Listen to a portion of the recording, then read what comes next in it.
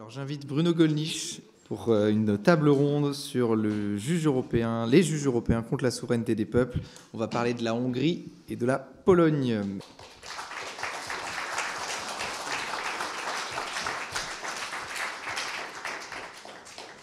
On va parler donc de la justice européenne et puis après on va se pencher, donc on l'a dit, sur la Hongrie puis sur la Pologne. L'état de droit, donc on le connaît, on l'a vu d'un point de vue européen, d'un point de vue national, pardon, et d'un point de vue européen, il y a aussi cet état de droit, en tout cas, qui a un pouvoir sur la France par des juges, donc qui n'ont été élus finalement par personne. Oui, en effet, l'état de droit est une des valeurs communes de l'Union européenne qui est mentionnée à l'article 2 du traité sur l'Union européenne, qui, initialement, on peut se dire que c'est une initiative assez louable de mettre cette notion dans les traités, mais ce qui est sûr, c'est qu'au départ, elle avait une valeur qui était totalement dénuée d'impact juridique, c'est-à-dire c'était une déclaration de principe, un peu comme un préambule. Or, il se trouve que depuis quelques années, les juges européens ont de plus en plus tendance à s'appuyer sur cet article 2 par le truchement de cet article 2 dans toute une série de domaines. Eh bien, les juges européens, notamment ceux à Luxembourg, donc la Cour de justice de l'Union européenne, prend des décisions en se fondant sur cet article 2. Le problème, bien sûr, vous l'avez bien compris, et dans la matinée, on a eu des intervenants qui ont parfaitement fait le tableau, la problématique en la matière, c'est que cette notion d'état de droit ne dispose pas de définition précise. Il y a plusieurs écoles, l'école allemande, il y a même une école française, et surtout l'école du rule of law, qui est plutôt anglo-saxonne et qui va à l'encontre de la codification, du droit romain, si on veut, au sens large. Et alors, bien évidemment, cette notion est, depuis environ 2017, utilisée contre la Hongrie et la Pologne. La Commission européenne, dans différentes prises de position, le Parlement européen, lorsqu'il vote des résolutions, vous vous rappelez sans doute du rapport de la députée Judith Sargentini, un rapport à charge contre le gouvernement de Viktor Orban, mais aussi contre la Pologne, tout en sachant que la Pologne et la Hongrie sont les deux seuls États membres de l'Union européenne à faire l'objet d'une procédure prévue à l'article 7 du traité sur l'Union européenne, donc une procédure de sanctions en raison de prétendues violations graves de l'état de droit. Alors, d'un point de vue hongrois et polonais, les arguments qui sont déroulés par les dirigeants sont très simples. Cette notion est politique, elle est complètement multifacette, c'est une espèce de totem aux 1000 facettes, c'est protéiforme, on y met ce qu'il veut, on y met ce que l'on veut. C'est-à-dire c'est quelque chose, une espèce de contenu qui n'a pas véritablement de frontières, et au gré des évolutions sociétales. C'est notamment le cas, les deux principaux arguments qui sont employés contre la Hongrie et la Pologne, eh bien, c'est en raison de la position du gouvernement hongrois, alors plus que hongrois, puisque vous n'êtes pas sans ignorer que des changements politiques sont en cours en Pologne, on aura l'occasion d'en parler sans doute. Donc contre l'agenda LGBT et contre l'immigration illégale extra-européenne. Voilà les positions qui font tant polémique à Bruxelles.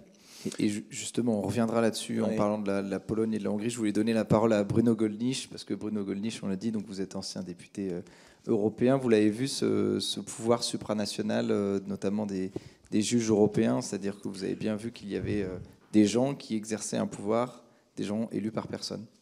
Oui, mais je dois dire que le pire, d'une certaine façon, c'est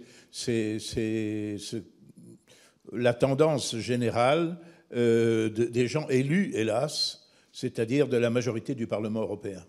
Le problème, c'est qu'il y a dans cette institution une dynamique absolument perverse qui fait qu'une fois élu, le député européen se préoccupe bien sûr d'être réélu, comme tous les députés, mais surtout d'augmenter les pouvoirs l'institution à laquelle il appartient et par conséquent se croit autorisé à donner au monde entier des normes qu'il tire de son chapeau, absolument. Parce que ce concept d'état de droit, et je voudrais d'abord présenter mes excuses parce que je reviens de l'aéroport de Toulon hier, où hier soir, je devais prendre l'avion pour assister ce matin à la conférence, et notamment à celle de Maître Delcroix sur le concept d'état de droit, qui est certainement beaucoup plus qualifié que moi pour en définir les contours. Parce que ce concept d'état de droit, s'il s'agissait de l'ensemble, disons, des normes, on peut dire, hélas, aujourd'hui constitutionnelles, contenues dans les traités. Et si l'on s'y tenait, ce ne serait pas dramatique.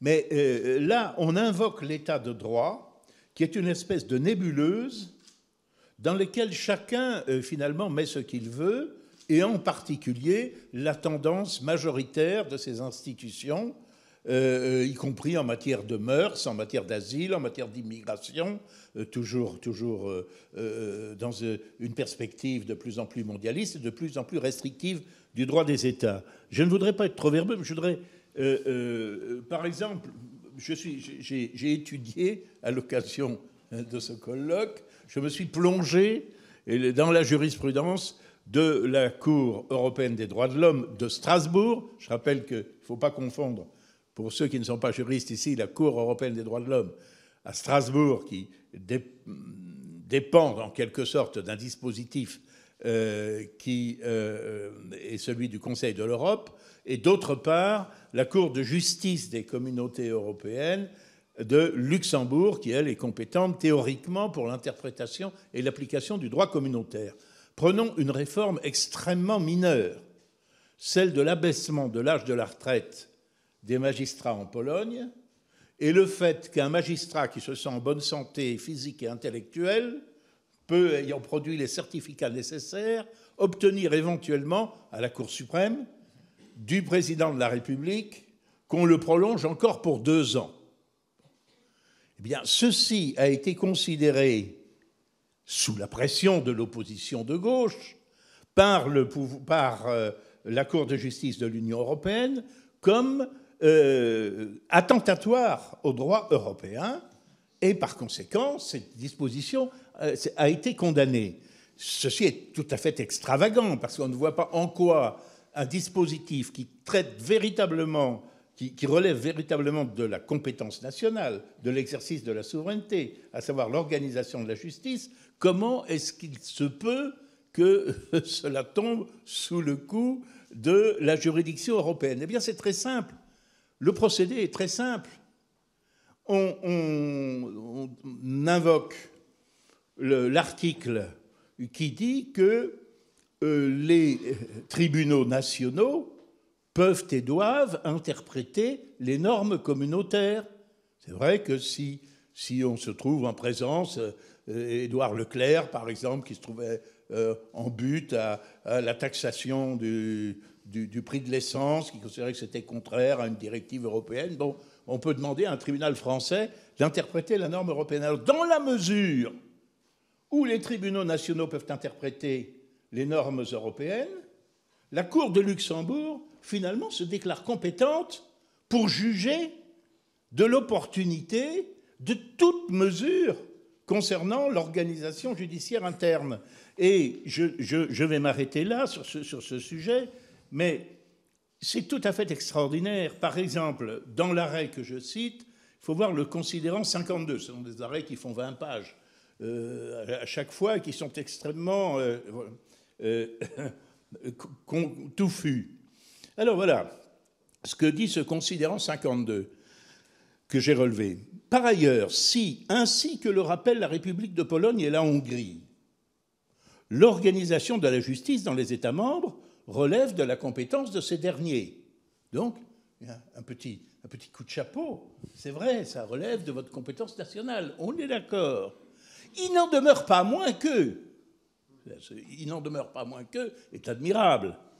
Dans l'exercice de cette compétence, les États membres sont tenus de respecter les obligations qui découle pour eux du droit de l'Union. Voire par analogie, arrêt du 13 novembre 2018, Rogevicius C247-12 et C218-890.45, ainsi que du 26 février 2019, Rimsevich et BCE contre Lettonie C202, etc. Et en particulier, voir dans l'arrêt du 27 février 2018, Associação Sindical dos Juízes Portugueses, C6416, EUC 218-117.40. Alors pour conclure.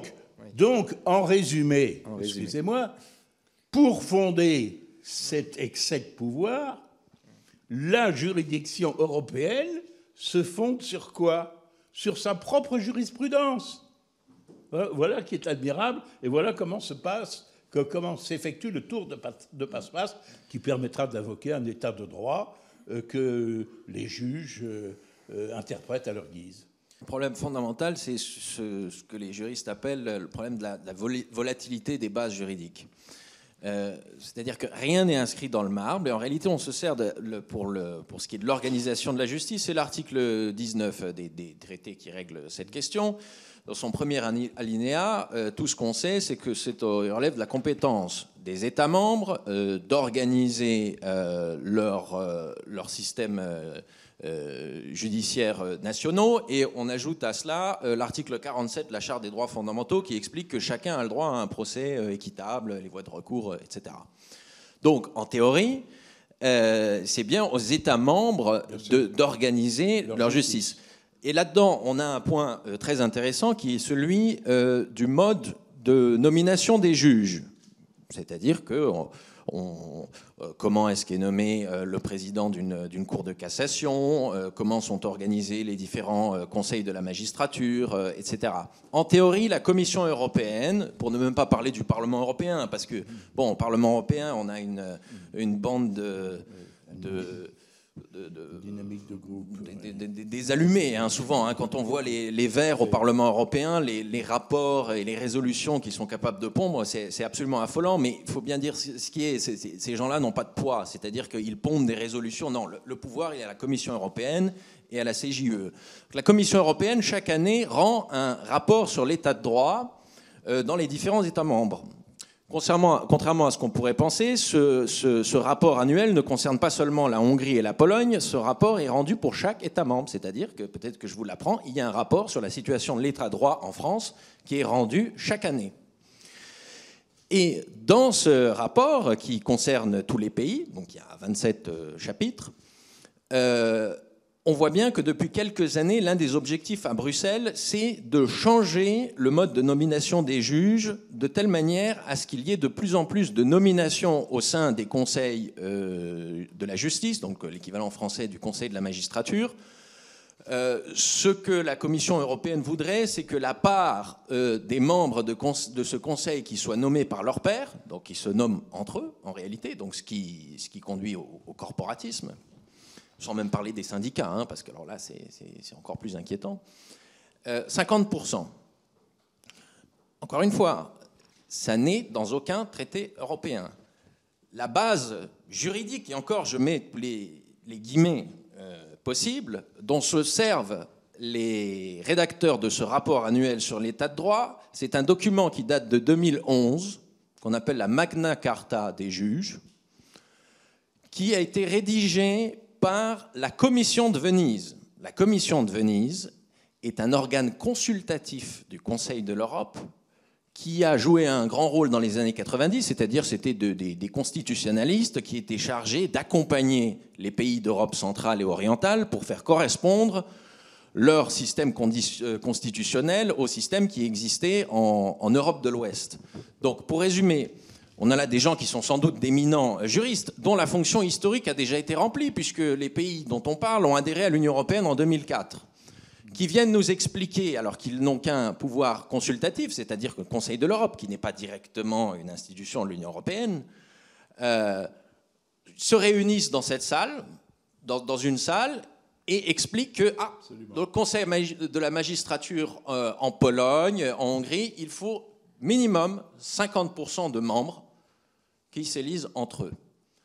La Pologne, en 2015, et la Hongrie 5 ans plus tôt, ont dit non, on veut un contrôle du Parlement sur la nomination des membres de ce Conseil. Le Sejm en Pologne nomme, sur les 25 membres de ce Conseil, en nomme 15. C'est exactement la même proportion qui existe en Espagne, pour le Conseil de la magistrature espagnole. Aucun problème en ce qui concerne le gouvernement socialiste espagnol, évidemment. En Hongrie, ça va même plus loin que ça. La Hongrie a moins de leviers à Bruxelles que la Pologne, c'est assez évident. Et puis alors, on ne parle même pas des changements politiques qui sont en cours en Pologne. La Hongrie a respecté les 3 recommandations qui lui avaient été faites l'année dernière dans le rapport annuel sur l'état de droit, c'est-à-dire qu'il fallait changer le statut du président de la Cour de cassation, la durée d'un mandat, etc. Le gouvernement hongrois est parti du principe que, bon, de toute manière, nous sommes tellement en conflit avec Bruxelles que ça mange pas de pain, donc on s'adapte, on apporte satisfaction à ces recommandations. Ben, pensez-vous que ça change quoi que ce soit ? Ils viennent cette année avec de nouvelles recommandations qui sortent de nulle part. Et l'argent n'est toujours pas arrivé, parce que ça, c'est la grande nouveauté, c'est que maintenant, ces conditions et ces recommandations, ces prétendues atteintes à l'état de droit, sont depuis décembre 2020, et ensuite ça a été avalisé par une décision de la CJUE en 2021, puisque les Polonais et les Hongrois ont fait un recours. Il y a ce qu'on appelle un mécanisme de conditionnalité pour protéger l'état de droit, c'est-à-dire que les fonds européens auxquels la Hongrie et la Pologne auraient le droit sont actuellement retenus depuis près de 2 ans à Bruxelles. Alors, bon, ma petite idée, c'est qu'ils ont déjà été dépensés, hein, en réalité, notamment pour l'Ukraine. Hein. Parce que si cet argent arrive auprès des affreux hommes d'affaires proches du pouvoir de Viktor Orban, eh bien, ça représenterait un danger sérieux pour la stabilité du budget de l'Union européenne. Voilà. Donc, en plus de ces bases juridiques qui ne tiennent pas la route, il y a aujourd'hui, par ce mécanisme de conditionnalité, une arme atomique, c'est-à-dire qu'un flingue qui est pointé sur notre tempe pour nous dire que vous réformez ou vous n'avez pas d'argent. Oui, alors, Bruno Gollnisch là-dessus. Alors, on va peut-être se poser sur la Pologne d'abord, et puis peut-être sur la Hongrie. Oui, c'est très juste. Il y a d'abord ce mécanisme de l'article 7 qui permet de sanctionner un État, en quelque sorte en le privant de droit de vote. Je dois dire que la Hongrie et la Pologne ont assez bien réagi, parce qu'il fallait une quasi-unanimité, et les 2 États se sont déclarés solidaires mutuellement. Bon. Et puis maintenant, il y a ce mécanisme de conditionnalité. Là aussi, la Pologne et la Hongrie ont tenté de réagir en bloquant le plan de relance financier considérable qui suivait la crise du Covid. Malheureusement, ils n'ont pas tenu jusqu'au bout et la situation est telle qu'elle vient d'être décrite aujourd'hui, c'est-à-dire que là, il y a une véritable épée de Damoclès et un instrument de chantage permanent à l'encontre de ces États. Je voudrais, pour terminer sur la justice polonaise, parce qu'il n'y a pas que l'organisation judiciaire. Alors, dans le domaine de l'organisation judiciaire, c'est extraordinaire. Par exemple, la Hongrie avait décidé, je crois que c'était la Hongrie, ou... non, pardon, c'est la Pologne. La Pologne avait décidé de demander aux juges une déclaration, ce qu'on demande aux parlementaires européens, par exemple, en ce qui concerne leur appartenance à des associations, à des partis politiques ou autres. Ça a été déclaré, ça a été condamné par la Cour de justice de Luxembourg, au motif que ça portait atteinte à l'indépendance des juges. Vous voyez que l'obligation de transparence, elle fonctionne de façon tout à fait différente selon les intérêts en cours. Je voudrais donner juste un exemple encore de l'hypocrisie extraordinaire de ces décisions judiciaires. Là, c'est un autre arrêt. Je vais me permettre de lire les considérants 64 et 65. Accrochez vos ceintures, s'il vous plaît. Il s'agissait donc de la possibilité que le président de la République maintienne des juges en fonction. Alors, voilà. si de manière générale, l'intervention d'un organe exécutif dans le processus de nomination des juges ne serait pas en elle-même de nature à affecter l'indépendance ou l'impartialité de ceux-ci. Vous voyez, un petit coup de chapeau, là, bon.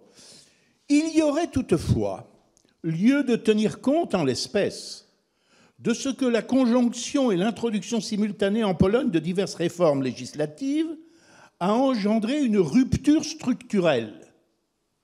Ah bon ? Ne permettant plus de préserver l'apparence d'indépendance et d'impartialité de la justice et la confiance que les juridictions se doivent d'inspirer dans une société démocratique, ni d'écarter tout doute légitime dans l'esprit des justiciables. C'est terrible, il y a une réforme qui ne permet pas d'écarter tout doute légitime. Moi, les doutes légitimes, j'en ai à propos de la justice française, et du syndicat de la magistrature et de beaucoup d'autres choses. Bon. Quant à tout doute légitime dans l'esprit des justiciables, quant à l'imperméabilité de la chambre disciplinaire, ah oui, c'est la chambre disciplinaire de la justice, l'équivalent de notre Conseil supérieur de la magistrature, n'est-ce pas, à l'égard d'éléments extérieurs et à sa neutralité par rapport aux intérêts qui s'affrontent. Cette rupture, la rupture dont il s'agit, résulterait de divers facteurs, parmi lesquels la circonstance que la chambre disciplinaire, investie notamment de la compétence juridictionnelle en matière disciplinaire à l'égard des juges, aurait été créée ex nihilo, tout en se voyant conférer au sein du Siadnavicki, Cour suprême, un degré élevé d'autonomie organisationnelle et financière. Alors, ce qui est extraordinaire, c'est qu'on critique le fait que cet organisme soit indépendant sur le plan financier, alors qu'on vient de se féliciter en France que précisément le Conseil supérieur de la magistrature, qui est l'instance disciplinaire des magistrats, ou qui devrait l'être, soit maintenant indépendant sur le plan financier du reste de l'organisation judiciaire. Bon. Un degré élevé d'autonomie organisationnelle et financière dont ne jouiraient pas les autres chambres de cette juridiction, ainsi que le fait qu'il aurait été prévu sans justification apparente et par dérogation à la règle générale applicable, que les postes à pourvoir au sein de cette nouvelle chambre peuvent l'être uniquement par la nomination par le président de la République sur proposition de quoi ? De la Cour suprême. Bon, hein, de nouveaux juges, et non par une mutation de juges déjà en fonction dans d'autres chambres. Voilà, c'est ça le problème. Autrement dit, et toute cette décision aboutit à considérer qu'il y a une rupture, en quelque sorte, de confiance.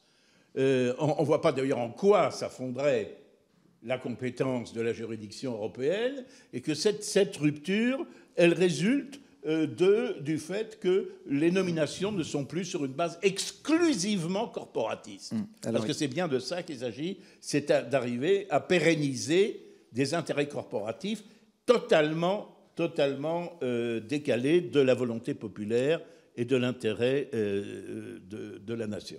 L'argument qui avait été utilisé par le gouvernement conservateur en 2017 pour créer cette chambre disciplinaire, c'était précisément que certains juges outrepassaient leurs fonctions, notamment en se rendant à des manifestations politiques contre le gouvernement, alors qu'ils ne sont pas censés prendre part à des... le statut des juges polonais ne permet pas ce genre d'attitude. La chambre disciplinaire, l'affaire de la chambre disciplinaire, elle dure toujours, puisqu'il faut se souvenir qu'en 2021, donc il y a eu un jugement de la CJUE qui oblige la Pologne à payer, tenez-vous bien, 1 million d'euros par jour d'astreinte. C'est un montant qui a été baissé à 500 000 euros par jour là, au mois de mai de cette année. Évidemment, inutile de préciser que la Pologne n'a pas payé un seul centime encore, hein, mais ça court, etc. Mais bon, tout ça, c'est de l'histoire, puisque, comme vous le savez, alors on ne va pas faire de la politique polonaise, mais ça a quand même son intérêt, puisque donc, selon toute vraisemblance, Donald Tusk, libéral, conservateur, enfin quelque part entre le centre-gauche et le centre-droit, comme Macron, quoi, enfin nulle part, avec ses alliés plus radicaux à gauche et aussi un autre parti centriste, vont être en mesure de former un gouvernement avant la fin de l'année. Donc le parti Droit et Justice de Jarosław Kaczyński et Mateusz Morawiecki, c'est terminé. Il y aura très prochainement un gouvernement en Pologne qui va à Bruxelles voter contre la Hongrie et qui, soyez-en rassurés, appliquera la feuille de route de la Commission européenne à la lettre. Donald Tusk devant sa carrière politique européenne à Angela Merkel. Donc voilà, c'est très simple. Et là, ce sera très intéressant de voir si l'argent que les Polonais n'ont pas encore reçu, est-ce que cet argent va leur parvenir en 2 heures, 3 heures, 48 heures, une semaine? Parce que si je comprends bien, la démocratie polonaise est à plat ventre, elle n'existe plus, c'est une affreuse dictature, il n'y a plus d'état de droit, donc Donald Tusk peut régler ça en 2 heures, bien évidemment. Donc, et d'ailleurs, il a dit au cours de sa campagne que pour lui, tous les juges qui ont été nommés à la chambre disciplinaire, soyons francs, des gens proches des magistrats, proches du pouvoir du parti Droit et Justice de Jarosław Kaczyński, les Polonais ne s'en cachent pas. Après avoir eu 25 ans de juges post-rouges, etc., ça a très bien été évoqué tout à l'heure. En Hongrie, c'était le même problème. Une des premières décisions de Viktor Orban en 2010 a été de mettre des juges plutôt à la retraite pour qu'il y ait une nouvelle génération. D'ailleurs, ça avait été annulé aussi par une décision. Enfin bref, Donald Tusk a expliqué... Je m'excuse de vous interrompre. De mettre des juges plutôt à la retraite, il est à noter que cela se faisait par une règle absolument générale qui s'appliquait à tous les magistrats. C'est-à-dire que, pas plus Orban que Kaczynski n'ont décidé, on mettait le juge à la retraite et pas tel autre. Ah oui, c'était pour tout le monde, évidemment. Donc c'est très... Donald Tusk a dit que cette chambre disciplinaire, les juges, donc encore une fois, la CJE et bien sûr la Commission européenne demandent que cette chambre disciplinaire soit supprimée. Ils ne veulent pas qu'elle soit réformée, ils veulent qu'elle n'existe plus et qu'il y ait quelque chose d'autre qui vienne. C'est ce qui va se passer avec Tusk, puisque lui, il a dit toutes les décisions qui ont été prises depuis 2017 par cette chambre disciplinaire. Je rappelle que quand même le parti Droit et Justice avait une large majorité, une majorité absolue depuis 2019 au Sejm, à la Chambre basse, c'est-à-dire qu'ils étaient au pouvoir de manière très stable, pas autant que Viktor Orban en Hongrie, mais enfin tout de même c'est une majorité très large. Donc il y a quand même une légitimité démocratique et parlementaire derrière la création de cette chambre disciplinaire et des décisions qui sont prises. Donald Tusk a dit non, le jour où j'arrive au pouvoir, toutes les décisions qui ont été prises par cette Chambre sont nulles et non avenues. Donc bien évidemment que ça ne posera absolument aucun problème à Bruxelles, mais du coup ce sera un excellent test, ce sera la preuve que c'est un 2 poids 2 mesures permanent et un délit de sale gueule, pardon de m'exprimer ainsi, un délit de sale gueule envers la Pologne et la Hongrie, c'est évident. Mais la Hongrie peut-elle encore résister longtemps justement à toutes ces attaques de l'Union européenne, ou est-ce qu'elle va devoir céder à un moment ou à un autre, justement comme la Pologne? Oui, et puis la Hongrie a adopté une autre stratégie qui elle a moins de marge. La Hongrie est un plus petit pays. Disons que ce que je dis toujours, c'est-à-dire que la célébrité dont bénéficie Orban ne correspond pas à la vraie taille et au poids du pays. Je pense que si on fait un ratio, c'est le dirigeant politique qui a le plus de... Parce que la Hongrie, c'est pas grand-chose. C'est un pays qui n'a pas d'accès à la mer, qui a toujours été entouré, pris en étau par des empires et qui finalement paye toujours la note à la fin. Ça se passe toujours mal, malheureusement. La Pologne a un vrai projet politique européen. Et d'ailleurs, elle s'en sort pas trop mal, parce qu'avec cette histoire d'Ukraine, elle a su quand même gratter du terrain sur l'Allemagne. Ça, il faut le reconnaître. C'est-à-dire les Polonais, alors parfois c'est un peu mégalo, là, leur histoire d'initiative des 3 mers, mais il y a une volonté de puissance polonaise. En Hongrie, il n'y a pas ça. En Hongrie, on essaye un peu de naviguer entre ses alliés occidentaux et les partenaires orientaux, ne fermer aucune porte pour tirer son épingle du jeu. Maintenant, il n'y a guère plus que la Slovaquie qui votera, donc de Robert Fico, qui peut être allié à la Hongrie au moment des votes au Conseil à Bruxelles. Et c'est pas stable, la Slovaquie, donc c'est pas une bonne nouvelle. Je pense pas que ça durera très longtemps. Et surtout, il y a un grand projet à Bruxelles depuis quelques mois qui consiste à supprimer le droit de veto. C'est-à-dire qu'ils n'auront même plus besoin d'avoir, c'est-à-dire qu'on aura des votes à la majorité qualifiée dans tous les domaines. Alors justement, Bruno Gollnisch, là-dessus, sur la Hongrie, est-ce que la Hongrie peut encore résister à l'Union européenne encore longtemps? Pour le moment, elle essaye, elle a essayé, elle essaie de s'adapter quand ça n'est plus possible. Je ne veux pas entrer dans le détail de toutes les décisions judiciaires abusives qui sont intervenues. Par exemple, il y a une loi hongroise qui demandait, de façon à mon avis tout à fait légitime, que les organisations non gouvernementales déclarent les financements qu'elles recevaient de l'étranger. Bon, évidemment, ça visait notamment M. Soros, qui avait déversé sur diverses ONG mondialistes, conformes à son idéologie, pas moins de 3,6 milliards $. Quand même une petite somme. Bon. Cette disposition, très légitime, qui aurait permis aux Hongrois au moins de savoir que telle organisation non gouvernementale recevait des fonds de tel ou tel État étranger. Et évidemment de savoir aussi qui était arrosé par M. Soros, même si dans certains cas c'est de notoriété publique. Donc cette décision a été condamnée par la Cour de justice de Luxembourg. Bon. Une autre décision avait réservé l'enregistrement des universités étrangères en Hongrie à des établissements qui étaient déjà des universités dans un pays d'origine.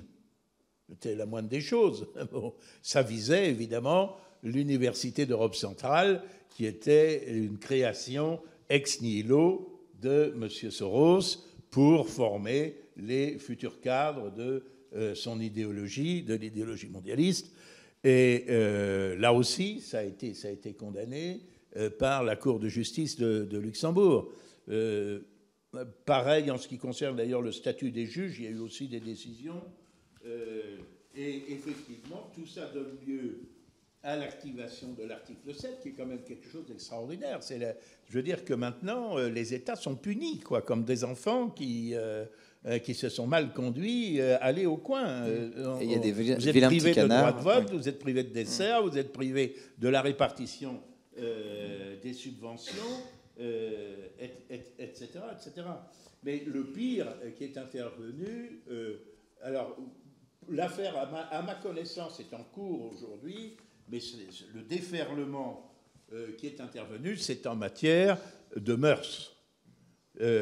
C'est la loi hongroise qui, dans un pays jusque-là extrêmement tolérant pour l'homosexualité, qui avait permis l'union civile des homosexuels, etc., donc il n'y a pas de problème à cet égard en Hongrie, mais une loi tendant à la protection des enfants et qui interdisait avant l'âge de 18 ans la promotion de l'homosexualité et du changement de genre.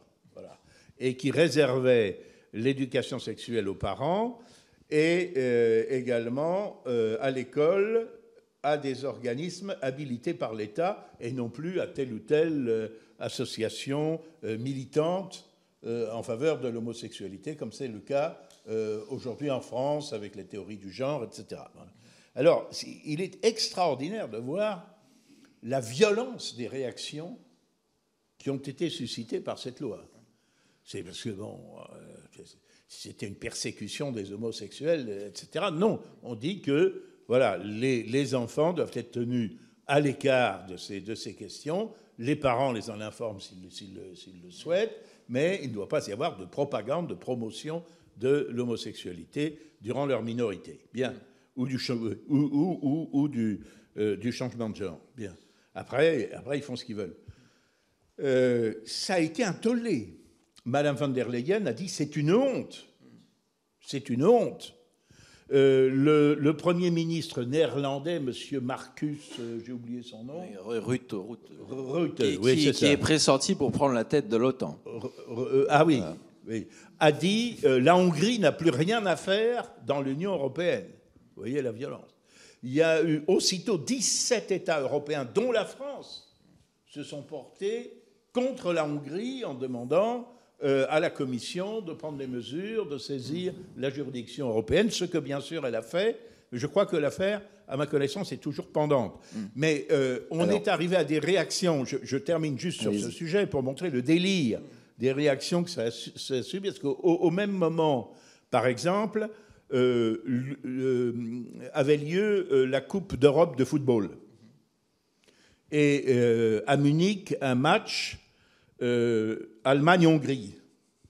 Le stade devait être pavoisé aux couleurs arc-en-ciel LGBT pour protester contre la mesure intervenue. L'UEFA, c'est-à-dire l'Union des associations de football, organisatrice de cette compétition, a dit non, écoutez, nous ne voulons pas mêler la politique au sport, nous ne pavoiserons pas le stade de Munich où aura lieu la compétition. Cette décision même a été lourdement critiquée. Elle a suscité une indignation quasi générale, y compris l'Élysée. L'Élysée, M. Macron, l'Élysée a communiqué en disant que, en faisant cela, l'UEFA, en fait, prenait une position politique. Parce que s'opposer au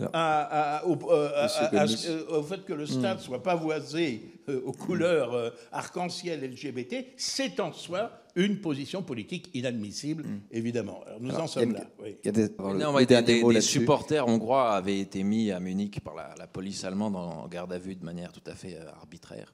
Bon.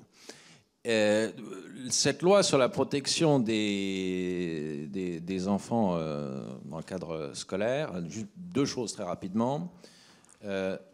Exactement la même loi existe en Estonie depuis 25 ans, ça ne pose problème à personne, parce que l'Estonie est un pays propre sur lui et bien élevé, donc aucun problème.